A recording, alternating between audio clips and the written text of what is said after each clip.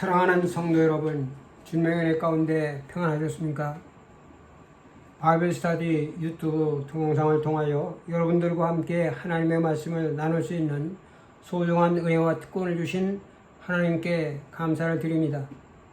오늘도 하나님께서 예배하신 풍성하신 은혜가 여러분 각자에게 충만하게 임하시기를 기대하면서 오늘의 바이블 스터디를 시작하도록 하겠습니다. 기도하시겠습니다. 호흡이 있는 자마다 하나님을 찬양하라 선포하신 전능하신 하나님 아버지, 오늘도 귀한 한 날을 허락하시고 하나님께서 우리의 삶 속에 동행하시고 우리의 모든 삶을 주관하여 주심으로 말미암아 주어진 모든 범사 속에서 믿음으로 성실하게 우리의 주어진 일들을 잘 감당하게 하시고 오늘도 하나님의 말씀을 들을 수 있는 소중한 또 시간을 저희들에게 공급하여 주심을 진심으로 감사합니다. 이 시간에도 진리의 성령께서 우리의 심령 가운데 함께 하셔서 지혜와 그리고 총명함을 주시고 하나님의 말씀을 들을 때 잘 깨달아 알게 만들어 주심으로 말미암아 오늘 그 말씀이 저들의 믿음과 연합해서 저들의 신앙이 잘 성장하게 하시고 하나님의 일꾼들로 귀하게 쓰임받는 사람들이 될 수 있도록 축복하여 주옵소서. 예수님의 이름으로 감사하며 기도합나이다. 아멘. 우리는 지금까지 Exploration about the Bible이라고 하는 제목을 가지고 바이블 스터디를 계속하고 있습니다. 우리는 지난 주간부터 예수님에 관하여 우리가 믿는 것에 대한 성경 공부를 시작하여 그 첫 번째 사항으로 예수님은 참 하나님이시다, Jesus is truly God 이라고 하는 것에 관해서 공부를 하였습니다. 우리는 하나님에 관한 이 학문을 가리켜서 theology, 이것은 신학이다, 신론이다 이렇게 말합니다. 그리고 예수 그리스도에 관한 학문을 가리켜서 크리스탈라지, 기독론이라 이렇게 부릅니다. 이 기독교의 모든 신앙은요, 기독론적인 신앙에서 유래하고 그리고 의존을 합니다. 그래서 이 기독교는 예수 그리스도의 이름으로부터 태동하였기 때문에 예수 그리스도 중심의 신앙이며, 그래서 이 기독교, 그리스도가 없는 기독교는 이것은 결코 존재할 수가 없는 것입니다. 이 기독론은요, 예수 그리스도는 누구신가, 예수님의 이 성품과 인격에 대한 것을 중심 주제로 해서 그는 하나님의 아들인가, 그는 He is the Son of God, 그는 하나님의 아들인가, Son of Man, 이러한 것에 관해서 문제를 다루는 것입니다. 예수님의 공생의 기간 동안에 예수님의 주변에는 언제나 수많은 바로 인산인해를 이루었습니다. 그 추종하던 많은 사람들이요, 예수님은 누구일까에 대해 다양한 견해를 가지고 있었습니다. 그들은 예수님을 가리켜서 유대인들에게 율법을 전하는 이게 율법의 교사다, 그래서 유대 주시를 납니다 이렇게 생각하는 사람도 있고요, 이것은 도덕적으로 윤리적으로 전혀 흠이 없는 아주 완벽한 이게 롤모델이다, 이상적인 인물이다 이렇게 보기도 했고요, 어떤 사람은 종교적으로는 뛰어난 마인드와 이게 탤런트를 가진 이게 종교적인 친화, 리리어스 지니어스라고 이렇게 보기도 했습니다. 어떤 사람이죠, 나사렛이라고 하는 이 벽전에서 태어난 이 촌뜨기, 이 청년이 청년들을 충동해가지고 로마 정부를 지었고 정치적인 욕망을 달성하려고 했던 정치적인 혁명가다 이렇게 보기도 하는 것입니다. 어떤 사람들이요, 과대망상적인 광신자였다, 이 미치광, 종교적인 미치광이었다 이렇게 보는 사람들도 있었습니다. 이러한 묘사들은 예수께서 제자들에게 사람들이 나를 누구라 하느냐 이 기독론적인 질문할 때에 제자들이 전한 각가지의 대답이 있습니다. 더러는 세례요한, 더러는 엘리야, 더러는 에레미야 또는 선지 중에 하나이다. 이들의 한 대답과 안에 전해있던 대답과 별로 큰 차이가 없습니다. 그들의 시각에서 이게 바라볼 때에 이러한 표현들은 진정성이 전혀 없는 것은 아니며 어느 정도 예수님의 그 삶의 모습과 부합되기 때문에 부합되지만은 이것은 중립적이고 처연한 입장에서 던진 방관자들의 대답에 불과한 것으로서 이것은 믿음이 없는 세상 사람들의 견해에 불과할 뿐입니다. 제자들도 알고 있는 이 명백한 사실을 사람들의 생각과 마음을 통찰하시는 예수께서 자신에 관해서 사람들 사이에 설왕설래하는 각가지의 생각들을 모를 리가 없었습니다. 예수께서 듣기 원하셨던 것은 세상 사람들의 말이 아니었습니다. 공생 기간 동안 동거동락하며 하나님의 말씀을 가르쳤던 제자들에 대한 생각을 듣기를 원하셨습니다. 그래서 예수께서 곧바로 제자를 향하여 묻습니다. 그러면 너희는 나를 누구라고 생각하느냐? 이것은 제자들에게만 아니고 예수님에게도 아주 의미심장한 질문이 되는 것입니다. 왜냐하면 지난 3년여간 제자들을 가르쳐온 자신의 공생애의 삶에 대한 총평가를 하는 아주 중대한 순간이며, 동시에 자신이 그리스도 메시아임을 제자들에게 비로소 알고 이때로부터 메시아적인 사명을 감당하기 위하여 예루살렘으로 올라가 십자가상의 고난과 그리고 죽으심 사흘 후에 부활해야 하는 그의 생활에 있어서 아주 중대한 순간에 직면하고 있었기 때문인 것입니다. 이때 베드로가 대답합니다. 주는 그리스도이시오 살아계신 하나님의 아들이십니다. You are the Christ, the Son of the living God. 바로 이것이 예수께서 듣기 원하셨던 대답이며, 그리스도는 누구인가 라고 하는 기독론적인 질문에 대한 간단 명료한 답변인 것입니다. 베드로의 대답에 예수님께서 아주 만족하셨고, 바요나 시몬아 네가 복이 있도다. 너는 베드로라. 내가 이 반석 위에 교회를 세우리라. 내가 네게 천국 열쇠를 주리라 하며 그를 칭찬하였습니다. 예수님의 부활을 믿지 않고 늘 의심하며 방황하던 도마에게 부활하여 자기 앞에 나타난 예수님이 손자국 못자국 난 손을 보고 창에 찔린 옆구리에 손을 넣어본 후에 비로소 나의 주님이시오 나의 하나님이시라고 기독론적인 고백을 했습니다. 이 사도 베드로와 도마의 두 기독론적인 고백이 지난 2000년 동안 기독교의 신앙으로 고백해온 사도신경의 근간이 되었으며, 신약시대의 오순절 성령 충만함으로 예수님의 부활을 경험한 사도들이 전파했던 복음의 핵심적인 메시지인 예수는 그리스도시며 예수는 그리스도 주라고 하는 말씀이 되는 것입니다.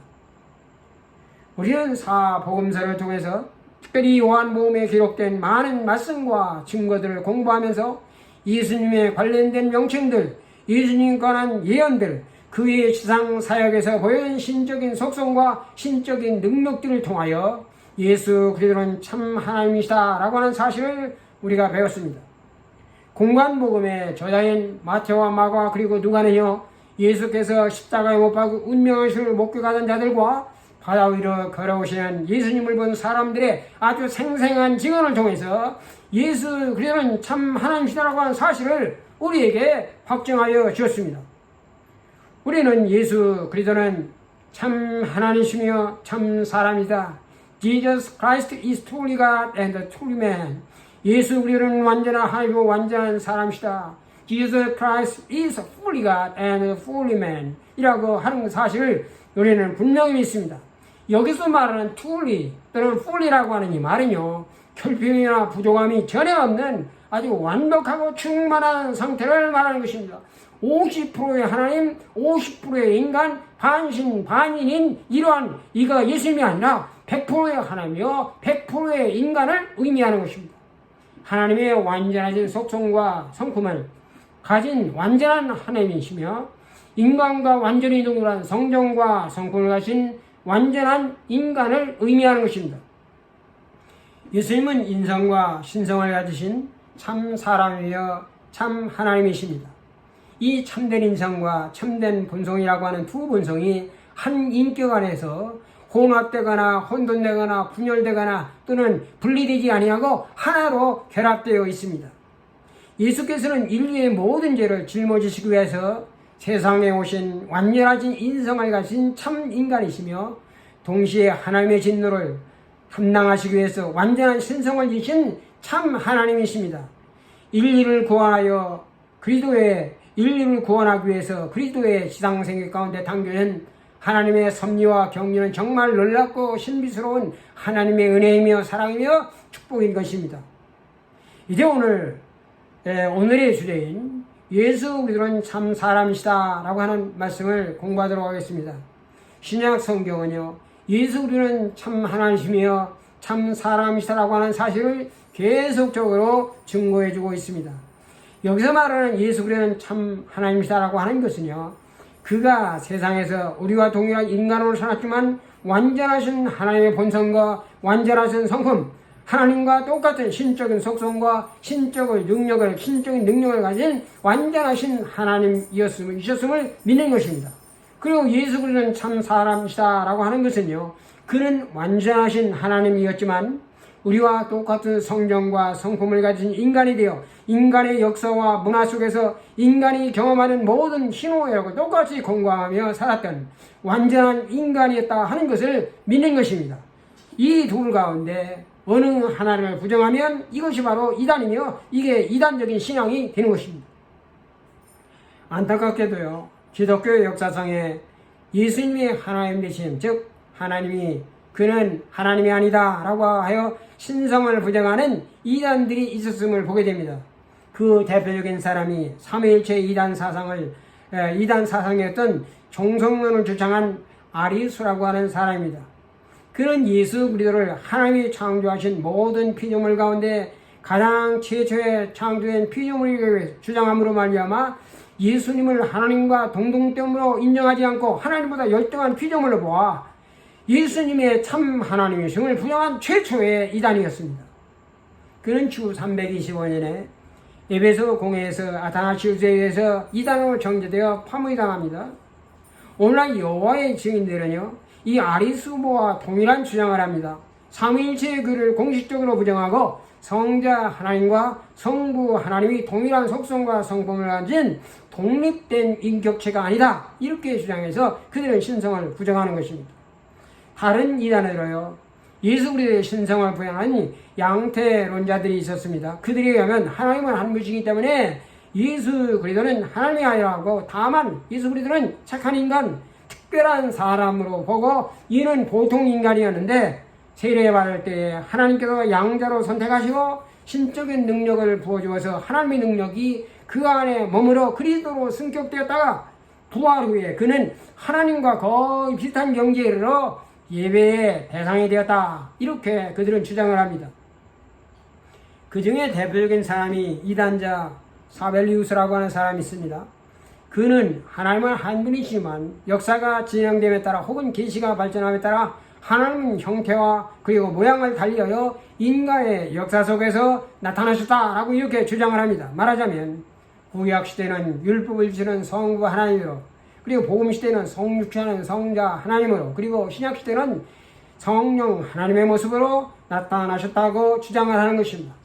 하나님은 한 분뿐이며 예수님은 시대에 따라 하나님이 변형된 모습으로 나타난 분임으로 말미암아 그는 참 하나님이 아니라, 이렇게 주장하여 결국은 예수 그리스도의 참 하나님이심을 부정하게 되는 것입니다.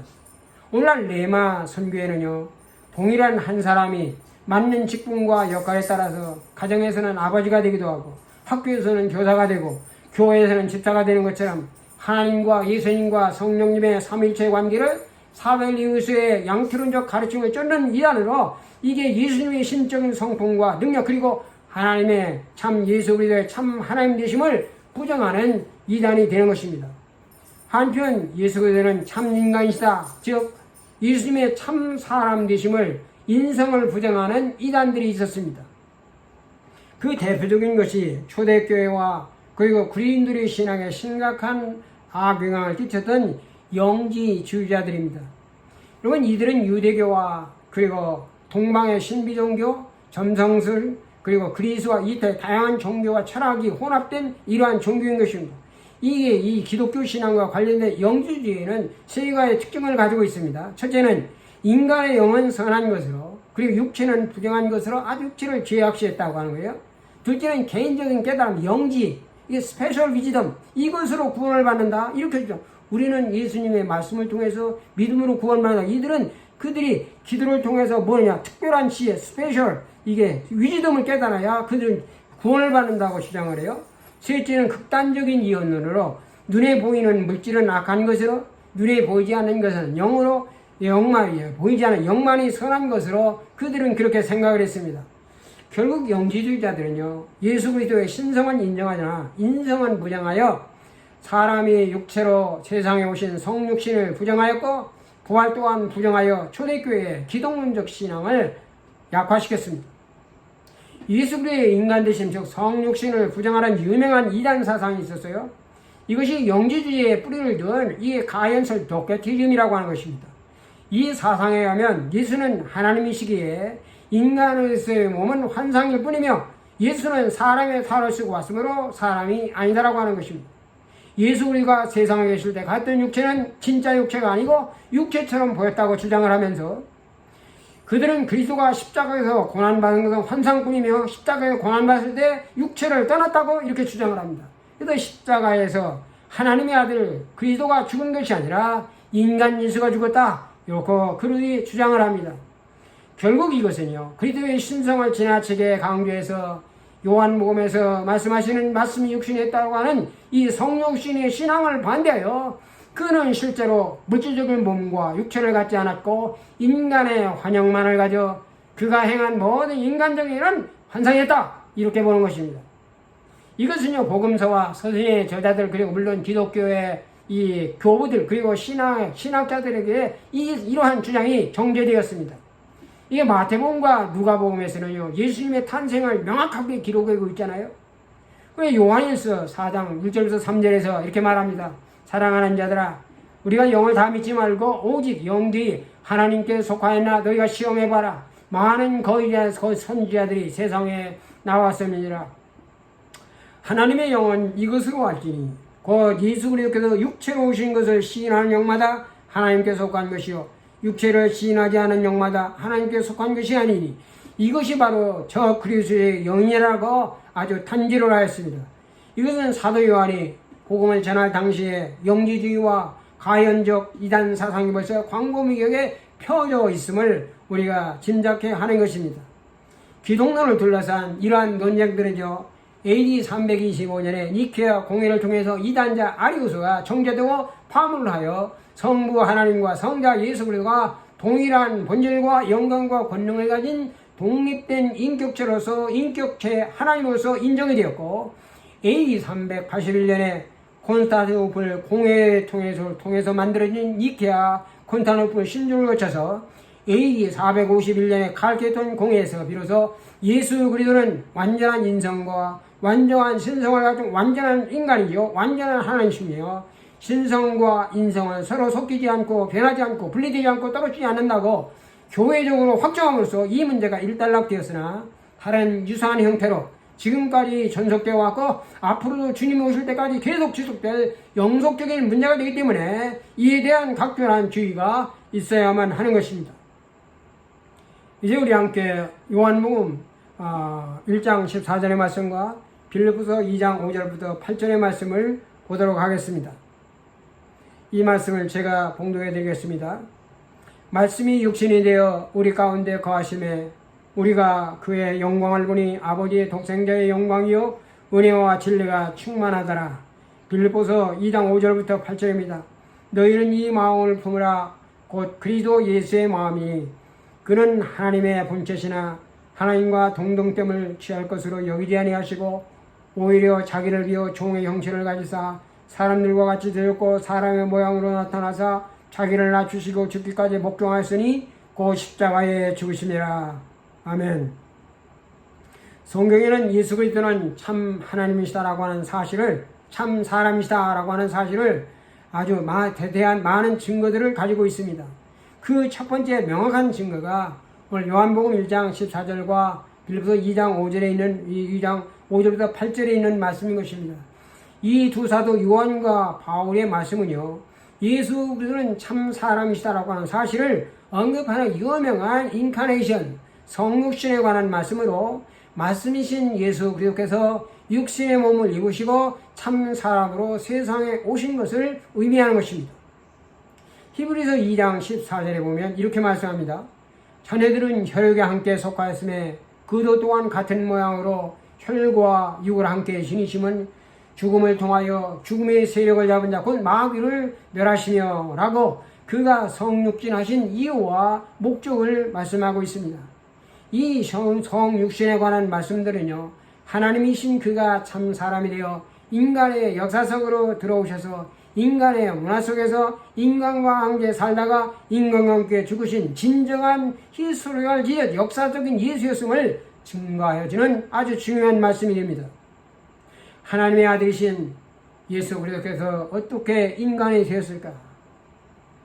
이것은 인간의 구원을 위하여 하나님의 계획과 섭리 속에 숨겨져 있는 예수님의 출생과 관계된 이것은 바로 신비스럽고 엄미한 하나님의 비밀이며 복음 속에 간직된 이게 비밀인 것입니다. 인간의 지식과 지혜는 한계가 있기 때문에 전지하고 영은 무궁무진하신 하나님의 지혜와 지식과 생각을 우리는 모두 다 알지 못합니다. 인간의 이성과 지식으로 이해할 수 없고 설명할 수 없기 때문에 이 질문에 대답하는 것은 쉽지 않습니다. 그러나 이것은 정말 중요한 것입니다. 이 질문에 대해서 종교들과 종교개혁자들은 이렇게 말했습니다. 하나님의 아들이신 그리스도는 성령으로 말미암아 동정녀 마리아의 자궁에 잉태함으로써 참된 육체와 이성적인 영혼을 취하여 인간이 되사 마리아에게 출생하시되 죄는 없으시다 라고 아주 짧고 압축적으로 그렇게 말씀을 했습니다. 우리는 이것을 사도신경을 통해서 성령으로 잉태하여 동정녀 마리아에 행하시다 이렇게 간단 명료하게 우리 또한 고백을 하는 것입니다. 우리는 예수께서 성령을 통하여 성령으로 말미암아 태어나셨다고 하는 것을 믿고 고백하는데 이 신앙은 성육신의 가르침에 있어서 가장 중요한 부분으로 이게 그가 생물학적인 방법이 아닌 초자연적인 하나님의 방법으로 출생하였음을 의미하는 것입니다. 이 사실을 좀 더 아주 분명하게 설명하는 문구가 아까 읽어드린 동정녀 마리아의 자궁에 잉태함으로써 라고 하는 말씀인 것입니다. 가브리엘 천사가 마리아에게 말씀합니다. 보라 아들을 낳으리니 그 이름을 예수로 하라. 이 기쁜 소식을 들을 때 나는 남자를 알지 못했는데 어찌 이런 일이 내게 있습니까 하고 반신반의했던 것처럼 남자를 알지 못하는 처녀가 아이를 갖는다는 것은 인간의 지식으로는 납득할 수 없는 일입니다. 분명한 사실은요, 성육신과 관련된 예수님의 출생 과정을 우리가 정확히 이해할 수 없고 완전히 알지도 못한다는 것입니다. 성경은 이 부분을 우리에게 자세히 설명해주지도 않습니다. 다만 성령으로 잉태, 성령의 능력으로 됐다라고 이렇게 말씀하고 있습니다. 불가능한 그 일을 가능케 하시는 전능하신 하나님께서 하나님의 방법으로 개입하였음을 의미하는 것입니다. 태초에 하나님이 천지를 창조하시는 말씀이 우리의 이해를 요구하는 것이 아니라 믿음을 요구하고 이게 설명하는 것이 아니라 이게 믿음과 결단을 요청하는 것처럼 이게 처녀가 잉태하여 아들을 낳으리라고 하는 이 말씀인데요. 이해나 설명이 아니라 믿음과 결단을 요구하는 말씀인 것입니다. 기독교 신앙은 과학이나 철학이 아닙니다. 기독교 신앙은 말 그대로 믿음인 것입니다. 성경의 가르침 중에서 우리가 완전히 이해할 수 있는 내용보다는 그대로 믿고 우리가 순종해야 되는 내용들이 더 많이 있습니다. 그 대표적인 가르침이 바로 이 동정녀 탄생에 대한 가르침이 되는 것입니다. 세상의 불신자들은요, 어떻게 동정녀가 아이를 낳을 수 있어? 그것은 터무니없는 황당한 새빨간 거짓말이라고 우리를 향하여 비웃고 조롱을 합니다. 그래서 유해 종교 지도자까지도 기독교를 가르쳐서 세상을 혼란케 하는 혹세무민한 종교로 매도하였고 기독교를 유해교를 말살시키려고 하는 사이비 이단으로 그들은 취급을 하였습니다. 이에 대해서 사도 바울은 말합니다. 십자가의 도가 멸망하는 자들에게는 미란 것이요 구원을 얻는 것에 얻는 우리에게는 하나님의 능력이라고 고린도서 1장 18절에서 말씀하십니다. 복음은 부끄러운 것입니다. 그러나 역설적으로 나는 부끄러워하지 않는다고 그는 말합니다. 왜냐하면 복음은 모든 믿는 사람들에게 구원을 주시는 하나님의 능력이 되기 때문이라고 사도 바울은 말씀하고 있는 것입니다. 우리가 가지고 이 복음의 골자인 이 사도신경의 내용을 보면요, 예수님의 동정녀 탄생, 그리고 예수님의 십자가의 죽으심, 부활하신, 성천하신, 그리고 이게 재림, 다시 오심에 관한 이러한 말씀들입니다. 여러분, 이러한 모든 말씀들은요, 그 당시의 철학적인 지혜와 지식에 대한 이게 자부심으로 최고의 문화를 구가하며 살던 당대 로마와 헬라 사람들에게는 이것은 끊이기조차 부끄러운 어느 걸 하라고 말하기 부끄럽고 수치스러운 설명이 불가능한 불합리한 내용들입니다. 그러나 인간의 이성과 지식과 경험으로 알 수 없는 것이기 때문에 우리는 그것을 믿음으로 믿고 고백함으로써 확신하는 것입니다. 그래서 중세에 이게 신학과 철학의 모든 뼈대를 왕성했던 어거스틴과 더불어 이 토툴리아라고 하는 사람이 이렇게 말했어요. 나는 부조리하기 때문에 믿노라. 크리도 퀴아 앱서르담 I believe it because it is unreasonable. 이게 부조리에 이치에 맞지 않기 때문에 라고 하는 믿는다라고 하는 유명한 말을 남겼습니다.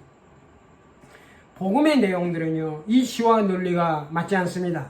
그래서 이치와 논리가 맞지 않기 때문에 인간의 이성과 지식으로 이해할 수 없기에 믿음으로 받아들인다고 하는 것입니다. 그는 계속해서 말합니다. 하나님의 아들이신 그가 십자가에 못 박혀 돌아가셨다. 이건 부끄러운 일이다. 그러나 나는 이것을 부끄러워하지 않는다. 그는 죽은 지 사흘 만에 부활하셨다. 그것은 있을 수 없는 일이다. 그러나 나는 확실히 믿는다. 이렇게 말했어요. 성경은 상식 이하의 거짓말과 같은 예수님의 동정녀의 탄생을 성령이 내게 임하시고 지극히 높으신 능력이 너를 덮으니라고 누가복음 1장 35절에서 말씀을 하십니다. 이 말씀 속에서는요, 예수 그리스도가 참 하나님이시여 참 사람이신 온전하신 신성과 온전하신 인성을 가지신 분임을 내포하고 있는 것입니다. 성경은 예수님의 동정녀의 탄생이 하나님의 능력으로 일어난 기적이라고 말씀하십니다. 사람으로는 할 수 없으나 하나님으로서는 다 할 수 있는 일. 하나님은 돌덩이를 가지고도 아브라함의 자손이 되게 하실 수 있는 것입니다. 그러면 어째서 하나님께서는 예수를 성령으로 잉태하게 하셔서 동정녀 마리아에게 나게 하셨을까? 어떻게 예수께서는 성령으로 잉태해서 동정녀 마리아에게 나게 하셨을까 하는 문제입니다. 그것은요, 아담과 하와가 약속하신 그대로, 아담과 하와에게 약속하신 그대로 예수님은 여자의 후손으로, 그리고 요셉과 마리아의 아들로, 나사렛 사람으로, 참 인간의 본성과 성품을 가진 완전한 사람으로 오늘 출생하게 하되 원죄가 없인 무죄하신, 그리고 참되고 완전하신 하나님을 오시게 하기 위해서 성령으로 잉태하게, 성령의 능력으로 잉태하게 하셨던 것입니다. 아담의 조건은 다르되 아담의 죄는 물려받지 않게 하였습니다. 이와 같이 예수님의 동정녀 탄생을 통한 성육신의 가르침 속에는 인간 구원을 향한 하나님의 신비스러운 지혜와 사랑이 담겨져 있습니다. 예수 그리스도께서 성령으로 잉태하여 동정녀의 몸에서 태어나셨기 때문에 그는 참 하나님이시며 그는 참 사람이시되 죄가 없으신 분이신 것입니다. 기독교 신앙은 예수께서 동정녀 마리아에게서 태어났다는 사실을 아주 중요하게 다룹니다. 그러면서 동정녀 마리아에게 대해서는 특별한 대우를 하지 않습니다. 그러나 로마 개들교회는요, 동정녀 마리아를 아주 특별한 성모로 우대합니다. 예수님보다 마리아를 더욱더 신격화합니다.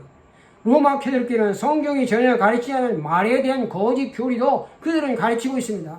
마리아가 원죄 없이 태어났다고 가르칩니다. 평생 동정녀로 살았다. 죽음을 거두자마자 즉시 부활하여 하늘로 승천하였고 지금은 예수님의 옆에서 신자들 위해서 중보한다고 하여 오늘 그녀에게 기도하기를 가르치고 있는 것입니다.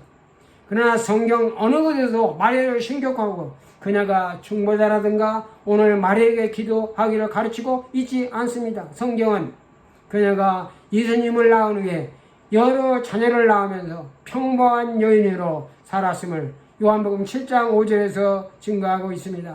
예수께서도 마리아가 평범한 한 사람에 지나지 않았음을 보라 내 어머니로다 하면서 그녀를 잘 돌봐 줄 것을 부탁하고 있는 것입니다. 이처럼 기독교의 신앙은 우리를 위해 참 사람이 된 예수 그리스도에게만 우리의 믿음을 집중케 하고 있습니다. 참된 육체와 이성적인 영혼을 취하여 인간이 되사라고 하는 이 말씀은요, 예수님께서 인성을 취한 것처럼 보였을 뿐 이것이 아니라 인성의 일부만 취하여 반신반인 같은 이중인격적인 존재가 되지 않으셨다라고 하는 사실을 의미하는 것입니다. 예수께서 완전한 사람이자 완전한 하나님의 아들, 즉 온전한 신인 양성을 가지신 분으로 이 세상에 오셨고 우리와 동일한 삶을 사셨고 고난을 당하셨고 부활하고 승천하여 하늘 보좌에서 우리를 위해 중보하고 계시는 것입니다. 이 중보에 대한 사역은 온전한 인성과 온전한 신성을 가진 예수님만이 가능한 것입니다. 다음으로 복음서에서 예수께서 자기 자신을 가리켜 자주 사용하시는 인자라고 하는 용어, The Son of Man이라고 하는 용어 가운데 자신이 참 사람의 아들이었다, 참 사람이었다라고 하는 사실을 증거해주고 있습니다. 예수께서는 하나님의 아들인 자신을 가리켜서 메시아나 그리스도라 이렇게 말하지 않았어요. 언제나 이것을 숨겼습니다. 그러면 대신에 80번 이상이나 인자라고 하는 말을 썼습니다. 공관복음의 기록자인 마태와 마가 그리고 누가는요, 예수님의 지상 생애 가운데 주로 예수님의 인간적인 모습, 역사적인 예수의 삶에 초점을 맞추고 예수 그리스도가 참 인간이었다고 하는 사실을 강조해서 그는 우리와 똑같은 완전한 인성을 가지신 분으로 우리처럼 어머니를 통한 탄생과 성장과 발달이 있었고 굶주림, 희노애락의 감정, 육신적인 피곤함과 갈증으로 목말라 있는 장면들을 각각 다른 시각과 관점에서 아주 세밀하게 묘사를 하고 있습니다. 요한복음에서는 예수님이 신성을 가신 The Son of God, 하나님의 아들이다. 오늘 이렇게 표현한 것 대조적으로 공관복음에서 Son of Man이라고 하는 인자라고 하는 용어를 69번이나 사용하여 예수 그를 인성을 가진 참 사람의 아들이었다라고 표현을 하고 있는 것입니다. 여러분, 구약에서는요, 인자를 보통 일반적인 사람을 의미할 때 인자라고 하는 말을 썼습니다. 이 말이 시편 8편 4절에 보면 이렇게 나옵니다. 사람이 무엇이기에 주께서 그를 생각하시며 인자가 무엇이기에 주께서 그를 돌보시나이까. 여기서의 인자라고 하는 것은요, 영원하고 전능하신 하나님과 비교할 때 약하고 덧없는 인간을 가르치는 것입니다. 특히 오늘 우리가 에스겔서에 보면 에스겔을 가리켜서 인자라고 하는 말 93번이나 썼거든요. 이 인자라고 하는 것은 이것은 평범한 일반 사람을 지칭하는 말이 되는 것입니다. 다니엘은 그가 본 묵시적인 인물을 인자라는 영어로 표현을 했습니다. 다니엘서 7장 18절에 보면 내가 또 밤 한상 중에 보니 인자 같은 이가 하나님의 구름을 타고 와서 옛적부터 항상 계신 이에게 나아가 그 앞으로 인도하며, 여기서 인자라고 하는 말은요, 사도행전에 나오는 구름을 타고 다시 오시는 예수 메시아를 의미하는 것입니다. 여러분, 복음서에서는 자신의 신앙생활에서 인자이신 예수는 하나님의 전권을 행사하시는 분으로 이렇게 표현하고 있습니다. 그래서 예수께서 가버나움 회당에서 오늘 중풍병자가 친구들에게서 집어도 내려오는 걸 보고 오늘 주님께서 말합니다. 네 소자야, 네 죄사함을 받았느냐, 이렇게 말씀하실 때 서기관 한 사람이 어찌 죄를 사하느냐, 죄를 사하는 거 하나님만 가는 신성모독교회다, 참남하다, 이렇게 생각하면 아시고 모인 사람들에게 주님이 말씀하십니다. 그러나 인자가 땅에서 죄 사하는 권세가 있는 줄을 너희로 알게 하려 하노라. 여기서 인자라고 하는 것은요, 병 고치는 자일 뿐만 아니라 죄를 사하시는 권세를 가진 자로 언급을 하고 있습니다. 안식일의 제자들이 밀바 사이를 지나며 이삭을 잘라먹는 것을 목격한 바리새인들이 예수님을 향하여 보소서 어찌하여 저희가 안식일에 하지 못할 일을 하나이까 하고 비난함을 받습니다. 오늘 예수께서 안식일이 사람을 위해서 있는 것이고 사람이 안식을 위해서 있는 것이 아니므로 인자는 안식일에도 주인이시라 말씀하시어 안식일의 본질과 의미의 참의가 무엇인지를 가르쳐 주었습니다. 여기서 인자라고 하는 말은요, 최후의 심판 때에 사람이 하나님의 뜻대로 실행했는지 여부를 결정하는 전권을 하나님께로부터 위임받은 자라고 하는 의미가 인자라고 하는 표현입니다. 예수께서 바리새인들과 율법사들이 그의 제자들이 세례 요한과 또 그의 제자들과 달리 떡도 먹고 포도주로 마시는 것에 관하여 대답하실 때 자신을 가리켜서 인자라고 말씀하였습니다. 인자는 와서 먹고 마시매 너희는 하는 말이 먹기를 탐하고 포도주를 즐기는 사람이요 세리와 죄인의 친구로다. 여기서 예수께서 자신을 인자라고 했는데 이것은 평범한 인간으로 낮추어 말씀하시는 것입니다. 예수께서 어디로 가든지 나는 결코 주님을 따르겠습니다라고 강한 결단을 표명하는 제자에게 여우도 굴이 있고 공중에 새도 집이 있으되 인자는 멀리 것이 없도다 말씀하셨는데, 여기서 사용하는 인자라고 하는 것은 이 세상에서 화정받지 못하고 소외된 평범한 인간으로서의 경험한 자신의 모습을 보여주는 것입니다. 예수께서는 인자라고 하는 용어를요, 자신의 순환과 부활을 지칭하여 사용을 하였습니다. 밤중에 예수님을 찾아와 영생의 대화를 나누는 니고데모에게 거듭남의 진리를 말씀하신 후에 광야에서 불뱀들에 물려 죽어가던 이스라엘 백성들이 하나님의 말씀대로 모세가 만든 구리뱀을 쳐다보고 생명을 구했던 역사적인 사건을 환기시키면서 모세가 광야에서 뱀을 든 것 같이 인자도 진리하리니 이는 저를 믿는 자마다 영생을 얻게 하려 하시라고 말씀을 하심으로 자신을 인자로 지칭하여 십자가에서 못 박혀 고난 당하실 것을 암시하였습니다. 뱀에 물려 죽어가는 자들이 중보자 모세의 명령대로 구리뱀을 믿음으로 쳐다볼 때 살았듯이 하나님과 인간 사이의 중보자 예수 그리스도를 믿음으로 믿는 모든 사람들을 구원하시기 위해서 십자가에서 고난당하시는 자신의 모습을 인자로 표현을 하고 있습니다. 또한 예수께로 나와 하나님의 나라에서 자기 둘 중에 하나는 주의 우편에 하나는 좌편에 앉게 하여 달라고 청하는 세베대의 두 아들 바로 야고보와 요한의 모습에 붕괴하는 제자들을 보시면서 너희 중에 누구든지 크고자 하는 자는 너희를 섬기는 자가 되고 너희 중에 누구든지 그 뜸이 되고자 하는 자는 모든 사람이 종이 되어야 하리라 가르치시고 자신의 삶을 그들의 몸으로 보이시려고 인자에 온 것은 성금을 받으려 하며 도리어 섬기려고 그리고 자기의 목숨을 많은 사람의 대성물로 주려 함이라고 말씀하십니다. 여기서 말씀하신 인자라고 하는 것은 권세자가 아닙니다. 죄인의 중보자요 대성물이요 섬기는 자로서의 미시아를 의미하는 것입니다. 일개들은 인자를 세상 끝날의 심판자와 그리고 구원자의 의미로 사용을 하셨습니다. 주님은 가이사랴 빌립보에서 베드로에게 신앙 고백을 기른 후에 지난해 자신의 순환과 부활을 예고하시고 이어서 자신이 세상 끝에 오실 인자로 말씀을 하였습니다. 누구든지 이 음란하고 죄 많은 세상에서 내 말을 부끄러워하면 나도 아버지의 영광으로 거룩한 천사들과 함께 올 때에 그 사람을 부끄러워하리라. 인자는 세상 끝날에 하나님의 대의로 오시며 사람들의 신앙을 심판하는 분으로 설명을 하고 있습니다. 이상에서 살펴본 바와 같이 예수께서 자신이 자주 사용한 인자라고 하는 표현은 예수 그리스도 인류의 대속자요 구원자요 중보자요 심판자로서 참 하나님이시며 동시에 우리와 똑같은 성정을 가진 자로서 겸손과 성금의 본을 보여주신 참 사람이었음을 증거하는 말씀이 되는 것입니다. 이제 마지막으로 예수 그리스도가 참 사람이었다라고 하는 것을 증명하는 예수님의 세 가지의 모습을 우리가 살펴보도록 하겠습니다. 우리는 지금까지 예수 그리스도는 누구신가라고 하는 기독론적인 주제를 가지고 진지하게 공부해 왔습니다.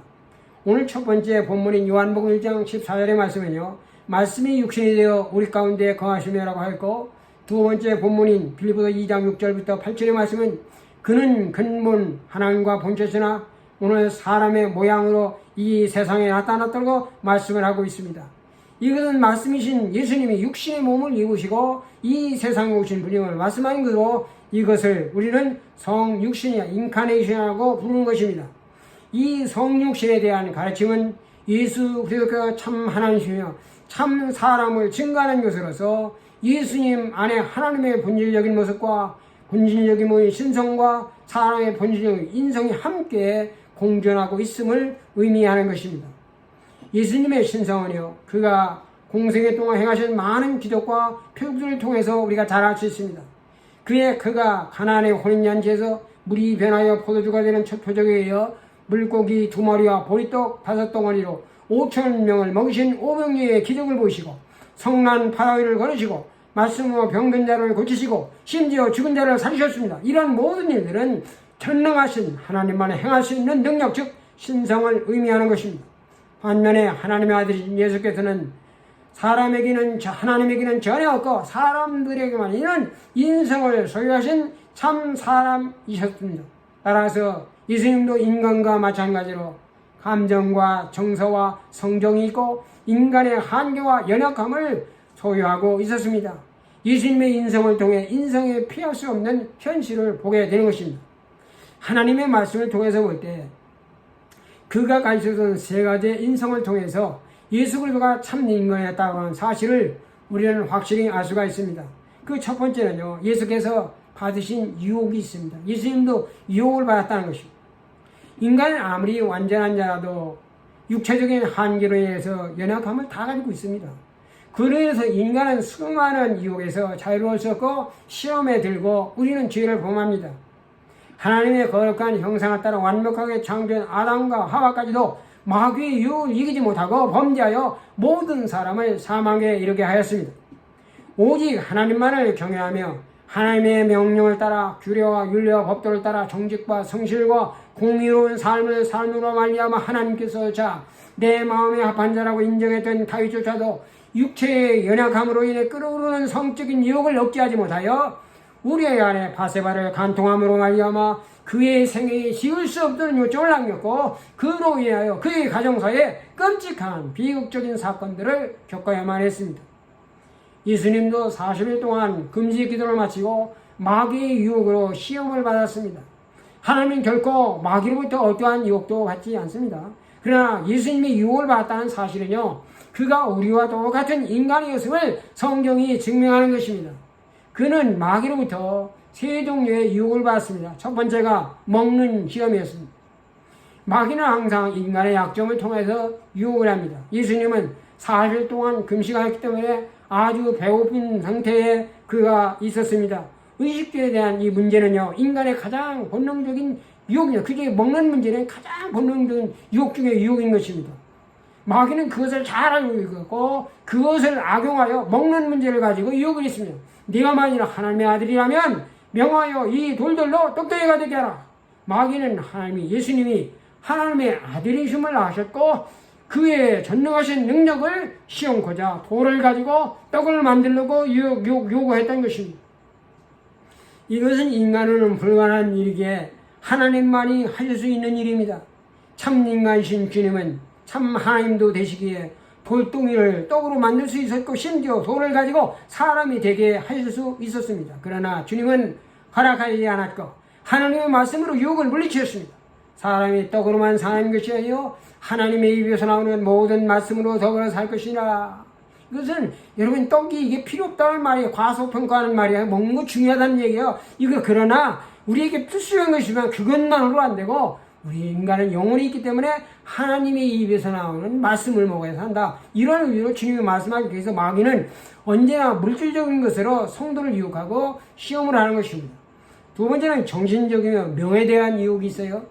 오늘 사람은 누구나가 다른 사람들로부터 인정받고 칭찬받고 높임받고 싶은 명에 대한 욕망을 다 가지고 있습니다. 그러나 욕망에 대한 이러한 욕구는요, 그럴싸해 보이지만 사람을 어리석고 허망하게 하고 아주 추하게 만들어버립니다. 그래서 마귀는 말합니다. 네가 만일 하나님의 아들이라면 성전 꼭대기에서 뛰어내리라 하고 명예욕을 자극하여 예수님을 유혹을 했습니다. 예수님은 주 너의 하나님을 시험치 말라 하는 말씀으로 두 번째 유혹을 물리쳤습니다. 세 번째 우상적인 이 영적 종교적인 유혹을 했어요. 마귀는 예수께 네가 만일 내게 엎드려 경배하면 천하 만국의 모든 것을 너에게 주겠다고 영적으로 유혹을 했습니다. 사단에게 경배함으로 세상의 모든 권력을 네가 갖고 그 권력을 바탕으로 네가 메시아의 목적을 성취하라 하는 것으로 아주 지혜롭게 할 만큼 탐스러운 매력적인 유혹이었습니다. 그러나 사단에게 경배하는 것은 신앙 세계의 종국적이며 결정적인 패배를 의미하는 것입니다. 사단의 근본적인 시험은요, 육신을 위한 물질적인 것입니다. 그래서 의식주의에 관한 문제입니다. 이것이 해결되면 정신적인 것으로 유혹을 합니다. 그리고 그것을 넘어서면 사단에게 굴복하느냐 하나님께 지조를 지키느냐는 궁극적인 시험으로 유혹을 합니다. 그것은 최고도의 영적인 표현을 지향하는 사람들에게 찾아오는 시험이 되는 것입니다. 예수는 주 너희 하나님께 경배하고 다만 그를 섬기라는 말씀으로 마지막 유혹을 물리치었습니다. 첫사람 아담은 사단의 유혹을 받아 금난의 열매를 바라볼 때에 먹음직하고 보암직하고 지혜롭고 할 만큼 탐스럽게 보여 사탄의 유혹에 그냥 넘어지고 말았습니다. 그러나 두 번째 사람인 두 번째 사람인 예수님은요, 하나님의 말씀으로 사탄의 유혹을 이기셨습니다. 사도 요한은 아담과 하와 그리고 예수님께 받았던 마귀로부터는 유혹의 실체로요, 육신적인 정욕과 안목적인 정욕과 그리고 이생의 자랑이라고 이렇게 말합니다. 우리도 아담을 넘어뜨리고 예수님과도 넘어뜨리고 했던 마귀로부터 오는 유혹의 실체를 우리가 바로 알아야 되는 것입니다. 두 번째로요, 예수님께서 참 사람이다 라고 하는 증거는요, 그가 당하신 고난이었습니다. 인간은 누구에게나 육체적으로 정신적으로 그 영적인 고난에서 자유로울 수가 없습니다. 신호애락으로 점철된 생로병사의 굴레 아래서 물질적인 문제, 가정적인 문제, 이성적인 문제, 심리적인 문제, 종교적인 문제, 그리고 이외의 다양한 여러 문제들로 인하여 우리는 고통을 받고 고난을 경험하는 것입니다. 고난은 인간이 직면한 피할 수 없는 실제적인 이게 문제가 되는 것입니다. 고난 속에서 고통받고 신호하는 인간들의 이러한 이 모습을 통해서 이사야 선지자는 목마른 자들아 이렇게 표현을 했어요. 예수님도 이러한 자들을 갖고 수고하고 무거운 잠들아 다 내게로 와 내가 너희를 평안히 쉬게 하려고 마태복음 11장 28절에서 묘사를 하였습니다. 복음서에 의하면 인간의 육체를 이루고 사람이 된 예수님께서 지상 생애 동안에 많은 고난을 당하셨습니다. 특별히 메시아이신 예수 그리스도는 복음을 전할 때에 이게 반대하는 무리들이 너무나 많았잖아요. 중상모략과 그리고 모욕의 허움다, 공갈, 협박 이런 것으로 어려움을 당했고 공생의 마지막 기간 중에 일어난 베드로의 그렇게 믿었던 베드로가 주님을 3번이나 부인하고 오늘 가룟 유다가 오늘 배반하는 이 가룟 유다의 키스를 봤을 때 그 아픈 그러한 주님의 모습을 우리가 상상할 수 있잖아요. 그리고 고난주간에 골고다 여장에서 옷을 찢기시고 채찍에 맞으시고 십자가 못 박이시고 그리고 모인 군중들의 비방과 조롱과 희롱과 야유로 인하여 정신적인 압박과 심적인 많은 고통을 받으셨습니다. 특별히 십자가에서 마지막 운명 직전에 하나님의 아들로서 아버지께 엘리 나와 사박다니 나의 하나님 어찌하여 나를 버리시나이까 울부짖는 애절한 절규는 그의 아버지로부터 버림받았다고 하는 상실감과 견딜 수 없는 죽음의 공포 속에서 두려워하는 감출 수 없는 진솔한 인간의 모습을 사복음서의 기자는 모두 생생하고 적나라하게 묘사를 하고 있는 것입니다. 이사야 선지자는 이러한 모습으로 오늘 십자가에서 고난당하시는 그리스도를 가장 잘 이사야서 53장에서 묘사를 하였습니다.